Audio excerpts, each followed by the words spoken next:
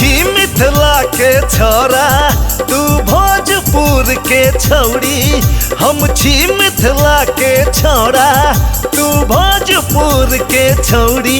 तोरा मिथिला घूमे बोगे, तोरा मिथिला घूमे बोगे के चले के चले के चले दरभंगा टावर पर तोरा शॉपिंग करे बोगे।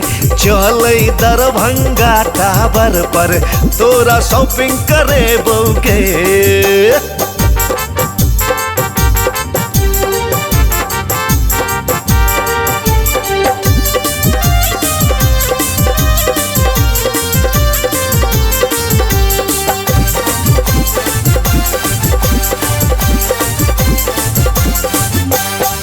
मिथिला के लहठी बड़ सुंदर कीन देबो तू पहिरी है।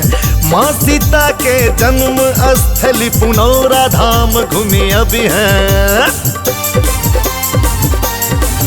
हाँ, मिथिला के लहठी बड़ सुंदर कीन देबो तू पहिरी है। माँ सीता के जन्म स्थली पुनौरा धाम घूमी अभी है। लजेबो तोरा सहरसा देबो हम सबटा खर्चा। लजेबो तोरा सहरसा देबो हम सबटा खर्चा।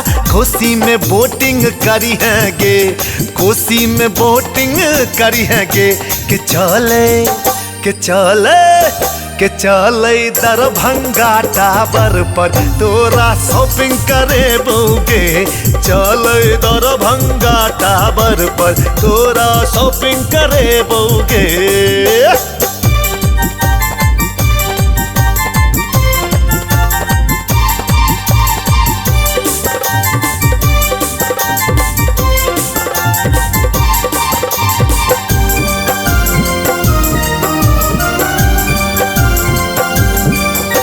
मुजफ्फरपुर के लीची बागान में टहल का लीची खुएबो। पूर्णिया के पाठक जी संग तोरा भेंट करेबो। मुजफ्फरपुर के लीची बागान में टहल का लीची खुएबो। पूर्णिया के पाठक जी के संग में भेंट करेबो। भागलपुर के सिल्क के साड़ी पहिन के बन जाइ है घरवाली। भागलपुर के सिल्क के साड़ी पहिन के बन जाइ है घरवाली। संग में डेटिंग करे बोगे, संग में डेटिंग करे बोगे के चले के चले के चले दरभंगा टावर पर तोरा शॉपिंग करे बोगे। के चले दरभंगा टावर पर तोरा शॉपिंग करे बोगे।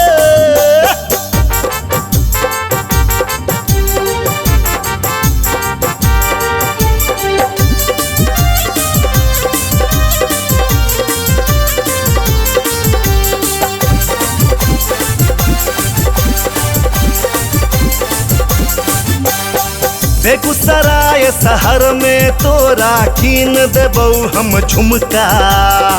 देवघर में बाबा के दर्शन क घूमेबो दुमका। बेगूसराय शहर में तोरा कीन देबो हम झुमका। देवघर में बाबा के दर्शन क घुमा देबो दुमका। कटिहार में कीन देबो कंगना, ओतई देखेबो सिनेमा। कटिहार में कीन देबो कंगना, ओतई देखेबो सिनेमा। लव यू दुल्हन देखेबोगे के लव यू दुल्हन देखेबोगे के चले ग चले ग चले दरभंगा टावर पर तोरा शॉपिंग करे बोगे। के चले दरभंगा टावर पर तोरा शॉपिंग करे बोगे।